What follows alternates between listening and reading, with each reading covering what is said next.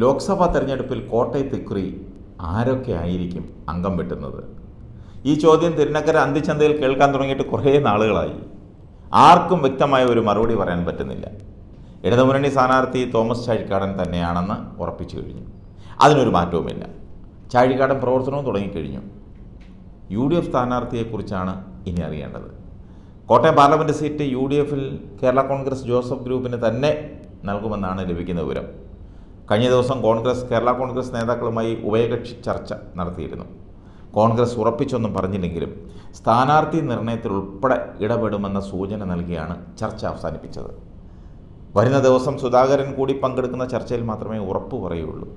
കോൺഗ്രസിൽ നിന്ന് രമേശ് ചെന്നിത്തലയും പ്രതിപക്ഷ നേതാവ് VD സതീശനും UDF കൺവീനർ MM ഹസനുമാണ് ഈ ചർച്ചയിൽ പങ്കെടുത്തത്. കേരള കോൺഗ്രസിനെ പ്രതികരിച്ച് PJ ജോസഫും മോൻസ് ജോസഫും PC തോമസും ജോയി എബ്രഹാമും ഫ്രാൻസിസ് ജോർജും പങ്കെടുത്തു. സീറ്റ് കേരള കോൺഗ്രസിനാണെങ്കിലും സ്ഥാനാർത്ഥി ആരാകണം എന്നത് സംബന്ധിച്ച് കോൺഗ്രസിൻ്റെ താല്പര്യം കൂടി പരിഗണിക്കണമെന്ന ഉപാധിയോടെയാണ് കോട്ടയം സീറ്റ് കേരള കോൺഗ്രസിന് നൽകുന്നത്.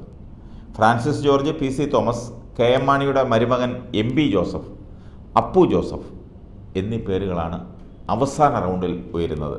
ഇവരെല്ലാം മണ്ഡലത്തിൽ സജീവമായിട്ടുണ്ട്. അഡ്വക്കേറ്റ് പ്രിൻസ് ലൂക്കോസും സജീവ് മഞ്ഞക്കടമ്പിൽ ഇവരുടെ പേരുകളും തുടക്കത്തിൽ ഉയർന്നു കേട്ടിരുന്നു.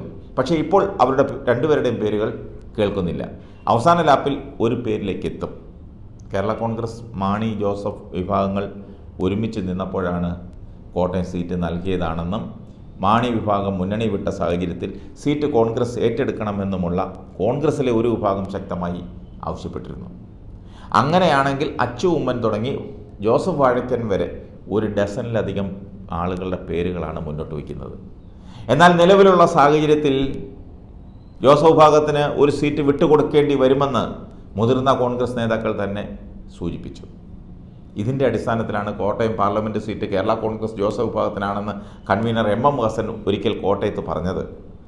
സ്ഥാനാർത്ഥി നിർണയത്തിൽ മുൻ MPമാർ എന്ന പരിഗണന ഫ്രാൻസിസ് ജോർജിനും PC തോമസിനും ഗുണകരമാകും. അതേസമയം വിരമിച്ച സിവിൽ സർവീസ് ഉദ്യോഗസ്ഥൻ എന്ന മെച്ചമാണ് ജോസ് കെ മാണിയുടെ മുന്നണി മാറ്റത്തെ പരസ്യമായി എതിർത്തെന്ന പരിഗണനയും MB ജോസഫിന് അനുകൂലമാകും. PJ ജോസഫിൻ്റെ മകൻ എന്നതും ചെറുപ്പക്കാരനാണെന്നും ഉള്ള പരിഗണനയാണ് അപ്പു ജോസഫിനുള്ളത്.